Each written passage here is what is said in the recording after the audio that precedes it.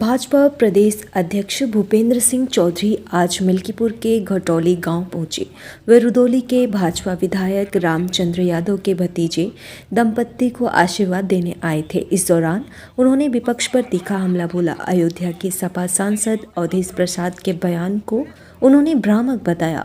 चौधरी ने कहा, दलित होने के कारण आमंत्रण न मिलने का दावा बिल्कुल गलत है। उन्होंने कहा कि 140 करोड़ देशवासियों ने बिना भेदभाव के राम मंदिर ध्वजारोहण का स्वागत किया। चौधरी के अनुसार भाजपा किसी के साथ भेदभाव नहीं करती, जबकि सपा कांग्रेस भेदभाव की रणनीति अपनाती है। उन्होंने राम मंदिर पर ध्वजा स्थापना को 500 साल के संघर्ष के बाद आया ऐतिहासिक क्षण बताया। बिहार चुनाव पर कहा कि जनता ने कांग्रेस सपा की जातिवादी राजनीति को पूरी तरह नकार दिया है। चौधरी ने दावा किया कि यूपी 2027 में भी भाजपा प्रचंड बहुमत से सरकार बनाएगी।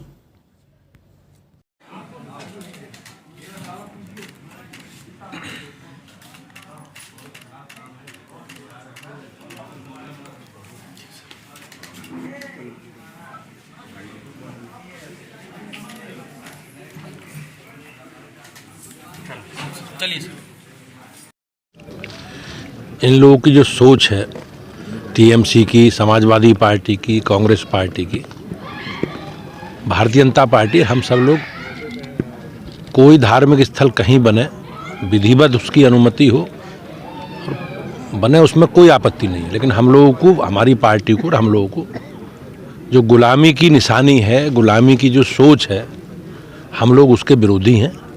और निश्चित रूप से जिस प्रकार से ये विपक्ष के लोग आज भी इनकी स्मृतियों में, इनकी यादों में बाबर को ये लोग देखते हैं, हम लोग बाबर को आक्रमणकारी मानते हैं। और निश्चित रूप से हमारा संकल्प है कि जितनी गुलामी है, जितने प्रकार की चाहे वैचारिक गुलामी है, उसका हम लोग विरोध करेंगे। भव्य राम मंदिर बनकर तैयार हुआ, ध्वजारोहण, सपा सांसद अवधेश। जैसा मैंने कहा कि हमारे लिए, देश के लिए, देश के 140 करोड़ लोगों के लिए ये बहुत ऐतिहासिक दिन है कि लंबे कालखंड के बाद अयोध्या में भगवान श्री राम का मंदिर का निर्माण हुआ, भगवान की प्राण प्रतिष्ठा हुई और अब धर्म ध्वज फहराया गया है, पताका फहराई गई है माननीय प्रधानमंत्री जी के द्वारा। ये निश्चित रूप से हमारे लिए, सबके लिए, देश के 140 करोड़ लोगों के लिए आनंद देने वाला क्षण है। और जो हमारी परंपरा है, हमारी विरासत है, हमारी आस्था है,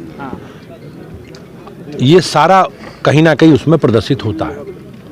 लेकिन सपा सांसद लगातार आरोप लगाए जा रहे हैं कि हम दलित थे इसलिए नहीं बुलाए। मैंने कहा 140 करोड़ लोगों की आस्था है और सबने, देश के 140 करोड़ लोगों ने, समाज के सब वर्गों ने, पूरे समाज ने पूरी ताकत के साथ अयोध्या में भगवान श्री राम मंदिर का निर्माण हो, इसके लिए सर्वोच्च बलिदान किया है।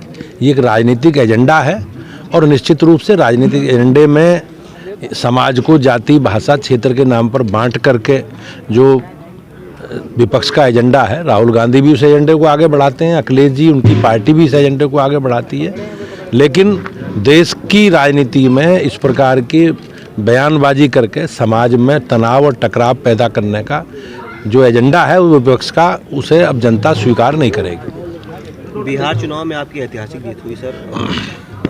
अखिलेश यादव 22 जगह प्रचार करने की, जिसमें से 20 सीटें वो हार गए। तो क्या लगता है उत्तर प्रदेश में अभी अखिलेश का यही कारण है? निश्चित रूप से हमारी सरकारें या हमारी पार्टी लगातार जनता के लिए, जनता के कल्याण के लिए, जनता के मुद्दों के लिए हम लोग लगातार जनता के बीच में हैं।